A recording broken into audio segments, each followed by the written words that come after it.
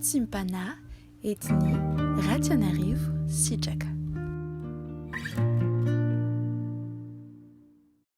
Seigneur Jésus-Christ, merci pour cette merveilleuse journée que tu mets devant nous, Seigneur, à vivre. C'est une occasion extraordinaire que nous avons aujourd'hui, parce que le temps, Seigneur, ne peut pas être racheté à proprement parler. Le temps ne peut pas être rattrapé à proprement parler, Seigneur, mais par ta grâce, nous avons aujourd'hui des secondes, des minutes et même des heures, Seigneur, pour agir, pour faire ta volonté, pour changer le cours de l'histoire par toi, Jésus-Christ, notre Seigneur et Sauveur. Nous croyons que nous pouvons intervenir, nous pouvons changer les choses, nous pouvons changer l'issue, Seigneur, des situations que nous avons à traverser. Parce que là où il y a la mort, là où il y a la perdition, là où il y a la mort éternelle, Seigneur, tu viens donner vie, tu viens nous sauver, tu viens agir avec puissance, toi notre Seigneur et notre Sauveur. Aujourd'hui, nous allons entendre encore ta voix, ta douce voix, Saint-Esprit, et je te prie, Saint-Esprit, de parler à notre cœur, de nous guider, qu'on marche sur des voies sages, des voies véritables, et des chemins que tu as tracés pour nous, qu'on trouve, comme dit ta parole, que celles et ceux qui te suivent et te connaissent ont des chemins tout tracés dans leur cœur, qu'on puisse y retrouver ces chemins en toi. En ton nom Jésus nous prions. Amen. Ouvrons nos Bibles dans Genèse chapitre 35. Genèse chapitre 35, versets 1 à 10. Genèse chapitre 35, versets 1 à 10. Il est écrit au nom de Jésus. Dieu dit à Jacob, lève-toi, monte à Béthel et demeure-y. Là, tu dresseras un autel au Dieu qui t'apparut lorsque tu fuyais Ésaü, ton frère. Jacob dit à sa maison et à tous ceux qui étaient avec lui, ôtez les dieux étrangers qui sont au milieu de vous, purifiez-vous et changez de vêtements. Nous nous lèverons et nous monterons à Béthel. Là, je dresserai un autel au Dieu qui m'a exaucé dans le jour de ma détresse et qui a été avec moi pendant le voyage que j'ai fait. Ils donnèrent à Jacob tous les dieux étrangers qui étaient entre leurs mains et les anneaux qui étaient à leurs oreilles. Jacob les enfuit sous le térébinthe qui est près de Sichem. Ensuite, ils partirent. La terreur de Dieu se répandit sur les villes qui les entouraient, et l'on ne poursuivit point les fils de Jacob. Jacob arriva, lui et tous ceux qui étaient avec lui, à Luz, qui est Béthel, dans le pays de Canaan. Il bâtit là un autel, et il appela ce lieu El Béthel, car c'est là que Dieu s'était révélé à lui, lorsqu'il fuyait son frère. Déborah, nourrice de Rebecca, mourut, et elle fut enterrée en dessous de Béthel, sous le chêne auquel on a donné le nom de chêne des pleurs. Dieu apparut encore à Jacob après son retour à Padan-Aram, et il le bénit. Dieu lui dit, « Ton nom est Jacob, tu ne seras plus appelé Jacob, mais ton nom sera Israël. » Et il lui donna le nom d'Israël. Amen. Le Seigneur Jésus-Christ est merveilleux, extraordinaire, et à travers le passage que nous lisons, que nous avons lu, là immédiatement, il nous révèle plusieurs choses. Nous avons ici Dieu qui s'adresse à Jacob et qui lui dit « Tu dois te lever, il faut que tu partes maintenant pour Béthel. Et là-bas, tu vas y demeurer. Et ensuite, tu vas dresser un autel. À qui précisément ?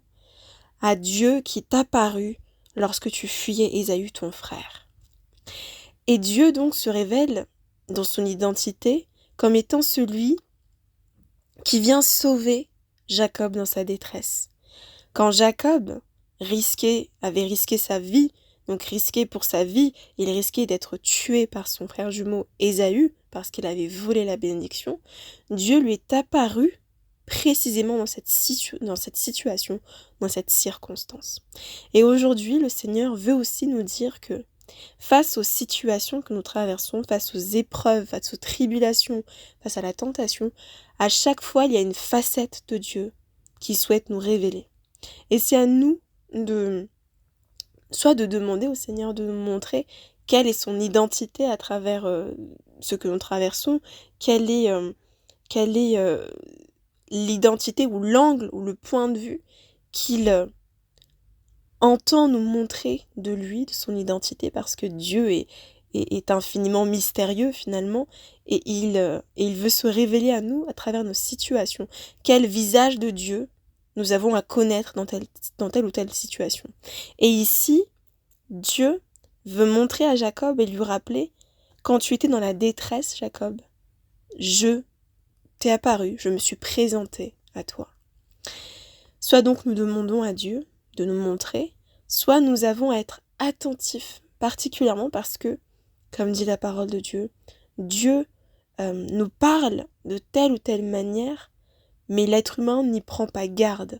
Et du coup, on manque des occasions, des opportunités pour reconnaître le Seigneur Jésus-Christ. Certainement, il s'est présenté à nous dans des situations que nous avons traversées. Il y a une identité spécifique de Dieu qui s'est manifestée à nous dans telle ou telle situation, face à telle ou telle tribulation ou épreuve, mais nous n'avons pas été forcément attentifs et finalement, nous n'avons pas compris la leçon qui était à tirer et particulièrement qui était Dieu pour nous à travers cette situation. Il peut être le Dieu qui sauve, il peut être le Dieu qui pourvoit, il peut être le Dieu qui conduit, qui guide, qui éclaire, il peut être le Dieu qui agit de manière miraculeuse, etc. Et donc, c'est à nous de connaître et de reconnaître et d'ouvrir les yeux.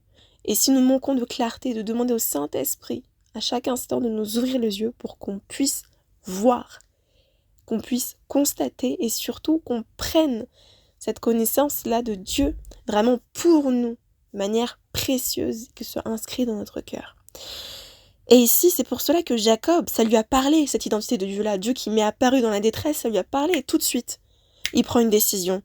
Et il se lève, il dit à toute sa maison et à tous ceux qui étaient avec lui, donc y compris les personnes qui avaient été avec Ésaü, une partie du peuple finalement d'Ésaü qui s'est rattaché à lui sur le chemin, et bien là Jacob se lève et leur dit, il faut que vous ôtiez tous les dieux étrangers que vous aviez, donc puis il y a aussi les Canaanites, parce que Jacob venait de chez Laban, et là où habitait Laban était Canaan, et il y avait donc aussi certainement des Canaanites parmi le peuple qui était avec Jacob. Et Jacob dit une première chose, ôtez les dieux étrangers qui sont au milieu de vous. Donc ces dieux étrangers qui s'opposent à Dieu, au Dieu qui s'est présenté à Jacob, qui lui est apparu. Et donc quand on a la connaissance de Dieu, la première chose c'est de retirer toute forme d'idolâtrie. Toute chose, toute personne, toute situation, même idée, conception, forteresse de pensée, toute chose, toute pensée qui s'oppose à la connaissance de Dieu. Et c'est pour cela que la parole de Dieu dit de prier afin que toutes nos pensées, chaque pensée que nous avons dans notre tête et dans notre cœur, puisse se soumettre à Christ et ne point s'opposer à la connaissance de Dieu. Et c'est pour cela que beaucoup de chrétiens connaissent Dieu pendant un temps, et puis ils perdent cette connaissance de Dieu-là. Parce que la connaissance a été volée. Volée par le malin, volée par la situation. Ils manquent de clarté parce qu'ils ont les yeux fixés sur ce qu'ils traversent, sur ce qu'ils espèrent. Et finalement, ces choses-là qui s'opposent à Dieu deviennent de réelles idoles. Sans parler encore évidemment de tous les esprits impurs qui prennent et qui volent cette identité de Dieu. Ô combien de chrétiens sont dans des conceptions erronées. Par exemple, le fait de pratiquer certains sports, considérés comme sports, mais qui sont en réalité des pratiques religieuses, rituelles, notamment le judo et tous les arts martiaux, ou encore tout ce qu'on peut connaître aujourd'hui avec le yoga, avec les pratiques de déclaration positive, encore l'astrologie, la cartomancie, ces choses-là qui volent en fait la place de Dieu et qui sont des dieux étrangers. Nous avons aussi à les ôter. Ou encore les chrétiens qui courent après un objectif de vie, un but, et même dans la conception objectif de vie, un travail, assouvir une passion, avoir telle ou telle relation, avoir de l'argent, la notoriété, être connu, célèbre, être bien perçu, ou même des choses du quotidien, des choses du quotidien qui peuvent devenir réellement des dieux étrangers. Et pour qu'on ait la vraie connaissance de Dieu, pour qu'on puisse connaître le vrai Dieu, comment il est vraiment, on doit commencer par ôter ces dieux-là pour ne voir que Dieu dans cette pleine et entière vérité. Ensuite, Jacob dit, purifiez-vous. Purifiez-vous, purifiez les cœurs, purifiez l'âme, purifiez l'esprit. On ne peut pas le faire de nous-mêmes, évidemment, on est tellement impur et tellement incapable. Mais c'est au Saint-Esprit, c'est à Jésus-Christ de nous laver par son sang, au Saint-Esprit de nous purifier par le feu de Dieu. Et c'est à Dieu le Père d'agir en nous pour qu'on puisse être purifié. Et cette purification-là, de tout notre être, n'est possible que si on laisse en fait Dieu agir, si on laisse à Dieu le champ libre pour le faire et qu'on ne s'oppose pas. Et en fait, si on s'oppose, c'est parce qu'il y a des pensées en nous qui s'opposent à Dieu et qui constituent des obstacles à ce que Dieu puisse effectuer ce qu'il veut faire, c'est-à-dire nous rendre libres à travers cette purification. Ensuite, Jacob dit « changer de vêtements ». Changer de vêtements, c'est très symbolique. Les vêtements dans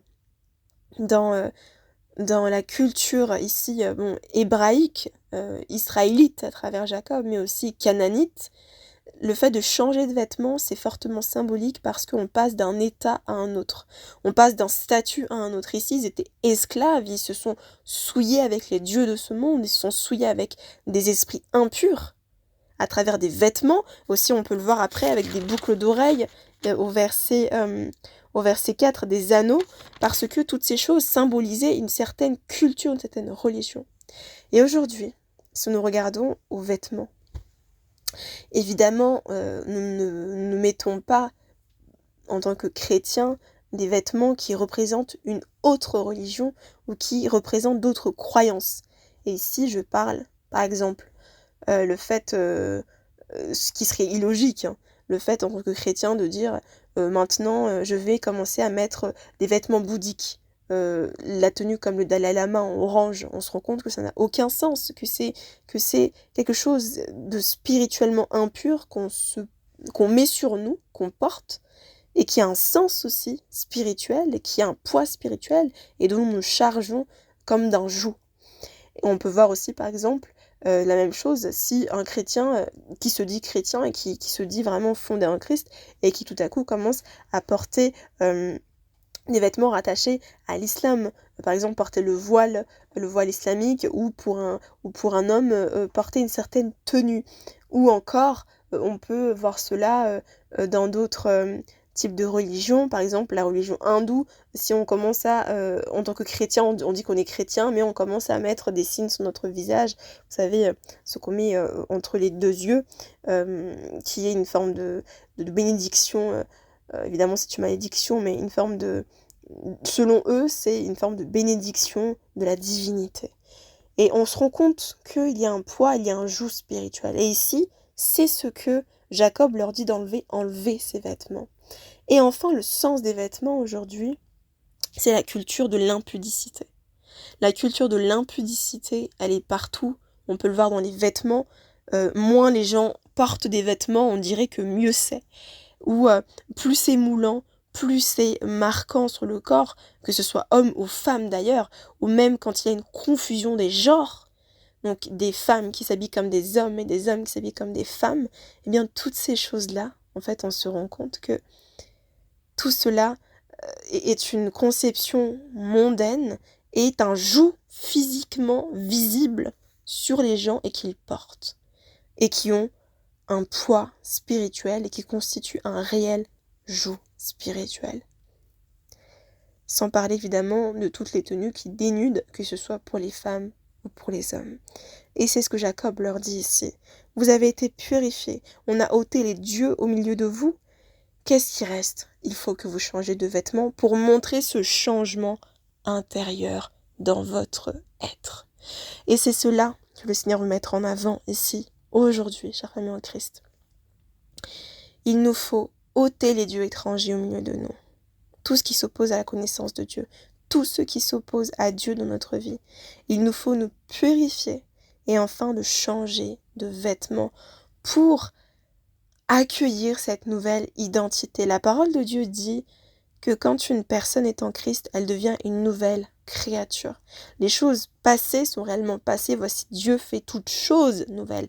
Toutes choses nouvelles, c'est des choses qui sont d'abord intérieures, des choses qui sont dans la tête, dans le cœur, dans l'esprit, dans l'âme. C'est le fondement, c'est la base. Et ensuite, des choses qui sont physiquement visibles de l'extérieur. Donc, il part de l'intérieur et il va vers l'extérieur. Et tout notre être est ensuite transformé et ensuite régénéré. Et c'est ça l'œuvre de Dieu.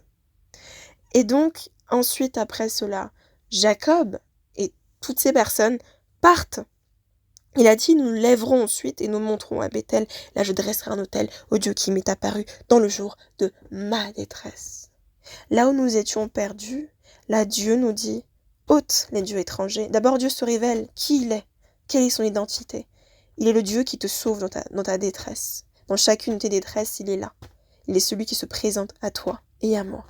Et ensuite, il dit, ôte les dieux étrangers qui sont mieux de toi. Purifie-toi. Change de vêtements. Et ensuite, nous pouvons nous lever et faire les œuvres de Dieu. Évidemment, nous n'attendons pas que nous soyons parfaits pour que nous puissions faire les œuvres de Dieu. Mais il y a un moment donné dans notre vie où Dieu nous dit de nous arrêter et de retirer, de nous repentir, en fait. C'est ça, ôter les dieux étrangers.